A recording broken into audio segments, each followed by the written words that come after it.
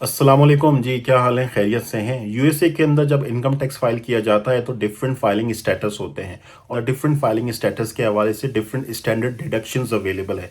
Standard deduction से मुराद है कि एक पर्टिकुलर लेवल तक और एक पर्टिकुलर अमाउंट तक की इनकम के ऊपर टैक्स नहीं लगता, यानी उतने अमाउंट की इनकम टैक्स फ्री होती है। अगर हम सिंगल फाइलिंग स्टेटस की बात करते हैं तो 2025 के अंदर 15,750 15,750 तक की जो इनकम है वो टैक्स फ्री होगी, उसके ऊपर टैक्स नहीं लगेगा।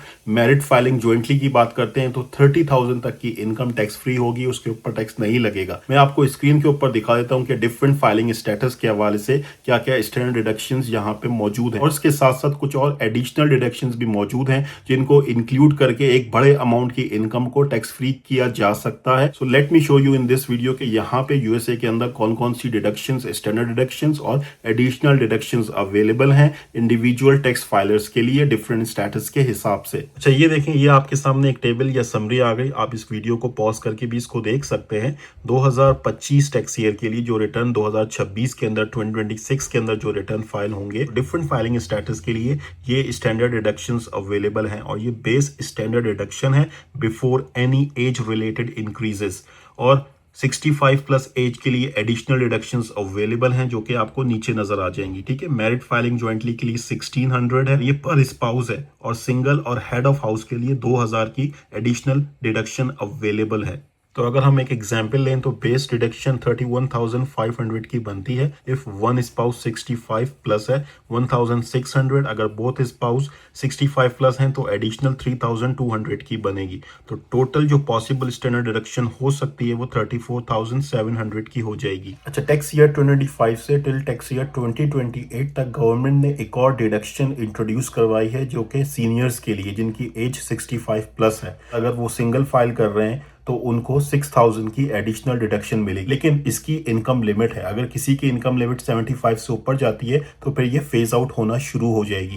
मिसाल के तौर पे अगर कोई मैरिड फाइलिंग ज्वाइंटली कपल है और वो अपना टैक्स रिटर्न ज्वाइंटली फाइल करते हैं, दोनों स्पाउस को 6,000 ईच स्टैंडर्ड डिडक्शन के साथ साथ ये एडिशनल 6,000 की डिडक्शन है। इसकी फर्दर और क्या रिक्वायरमेंट्स है आप डेफिनेटली IRS की वेबसाइट के ऊपर भी चेक कर सकते हो और मैं भी आपको कंप्यूटर स्क्रीन के ऊपर भी दिखा देता हूँ ताकि आपको कुछ और इसके हवाले से इंफॉर्मेशन मिल जाए।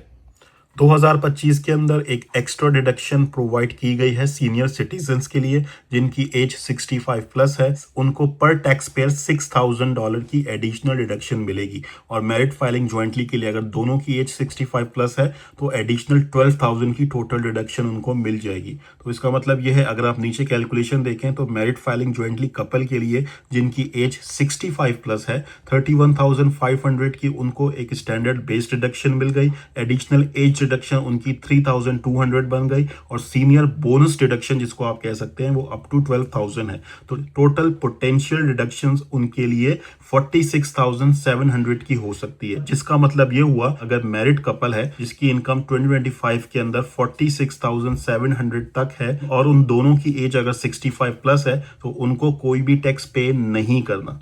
If your income is more than 75,000 or 150,000 if married filing jointly, your deduction is reduced, so you may not get the full 6,000 amount. यानी अगर किसी की एज अ सिंगल फाइलर अगर उसकी इनकम 75,000 से ज़्यादा है तो ये फेज आउट होना शुरू हो जाएगी, उसको पूरा अमाउंट 6,000 का डिडक्शन का नहीं मिलेगा। इसी तरीके से मैरिड फाइलिंग ज्वाइंटली के लिए 150,000 की लिमिट है। अगर मैरिड फाइलिंग ज्वाइंटली 150,000 से नीचे हैं तो फिर उसको ये पूरा अमाउंट मिल सकता है। आप इमेजिन कर सकते हैं कि यहाँ यूएसए के अंदर कितनी ज़्यादा डिडक्शंस अवेलेबल है, खासकर जिनकी एज 65 प्लस है उनके लिए। यहाँ से आप और भी इंफॉर्मेशन रीड कर सकते हैं वीडियो को पॉज करके और IRS की वेबसाइट के ऊपर भी आपको फर्दर इंफॉर्मेशन मिल जाएगी।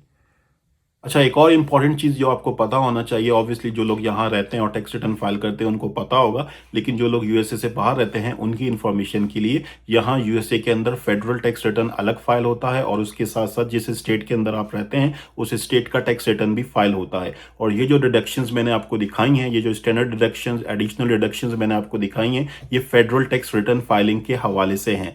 स्टेट की जो डिडक्शंस है वो डिफरेंट होती हैं और ये स्टेट टू स्टेट वेरी करता है। जो बंदा जिस स्टेट स्टेट के अंदर रहता है वो उस स्टेट के अंदर अपना टैक्स रिटर्न फाइल करेगा, और उस स्टेट की जो स्टैंडर्ड डिडक्शन अवेलेबल है वो किसी और स्टेट की स्टैंडर्ड डिडक्शन से मुख्तलिफ हो सकती है। अच्छा, एक ओवरऑल आइडिया देने के लिए कि स्टेट टू स्टेट जो स्टैंडर्ड डिडक्शंस के अमाउंट है वो कितना वेरी कर सकते हैं, मैं आपको कंप्यूटर स्क्रीन के ऊपर दिखाता हूं कि मुख्तलिफ स्टेट्स के अंदर मुख्तलिफ फाइलिंग स्टेटस के हवाले से क्या क्या स्टैंडर्ड डिडक्शंस अवेलेबल हैं। अच्छा, एक और चीज़ भी नोट कर लें कि कुछ स्टेट्स यहाँ पे ऐसी हैं जिसमें Florida, Texas, Tennessee, Nevada, Washington, इनके अंदर state income tax return file नहीं होते, वहाँ state income tax return file करने की ज़रूरत नहीं है। तो उनके जो रेजिडेंट्स हैं उनके लिए अच्छी बात है कि उनके पास कोई एडिशनल टैक्सेस नहीं है स्टेट के अंदर, और स्टेट टैक्स रिटर्न फाइल करने की रिक्वायरमेंट भी नहीं है। लेकिन इसके अलावा जो बाकी स्टेट्स हैं जहाँ पे स्टेट टैक्स रिटर्न फाइल होते हैं उनके अंदर आपको स्टैंडर्ड डिडक्शंस के रूल्स मिल जाएंगे।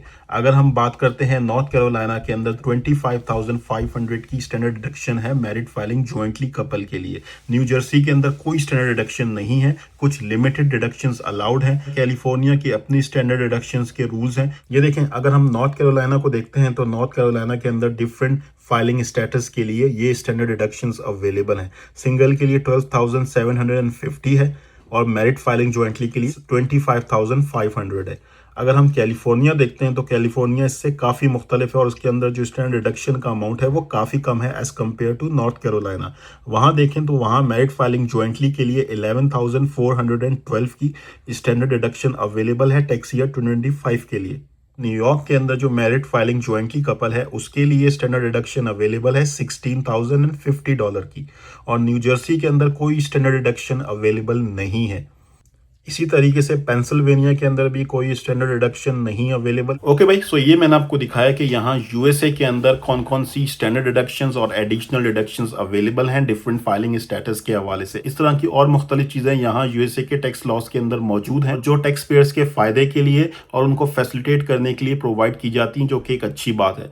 और जो यहाँ के इंडिविजुअल टैक्स पेयर्स हैं अगर उनको इस तरह की डिडक्शंस के हवाले से और जो नई डिडक्शंस आती हैं, जो नए रूल्स आते हैं या रूल्स के अंदर कुछ चेंजेस आती हैं, अगर उनको इसके हवाले से पता होगा तो वो अपना टैक्स रिटर्न प्रॉपर तरीके से फाइल कर सकेंगे, और जो आईआरएस की तरफ से, गवर्नमेंट की तरफ से जो बेनिफिट्स या टैक्स रिलीफ उनको प्रोवाइड किया जा रहा है उससे वो ज्यादा से ज्यादा फायदा उठा सकेंगे। जिसको एडिशनल इन्फॉर्मेशन चाहिए वो गूगल के ऊपर जाके सर्च कर सकता है। आईआरएस की वेबसाइट ऑब्वियसली इसकी ऑथेंटिक सोर्स है, ऑफिशियल वेबसाइट है, वहां पे आपको तमाम इंफॉर्मेशन मिल जाएगी। तो आप वहां पे आईआरएस की वेबसाइट को विजिट करके इन मुख्तलिफ डिडक्शंस के हवाले से या जो और टैक्स के रूल्स एंड रेगुलेशंस हैं उसके हवाले से, या 2025 के अंदर क्या क्या चेंजेस हुई हैं इंडिविजुअल टैक्स रिटर्न्स के हवाले से, उसके हवाले से आप फर्दर इंफॉर्मेशन आईआरएस की वेबसाइट से भी ले सकते हो। ठीक है भाई, so that's it from my side. Thank you very much, good bye, अल्लाह हाफिज।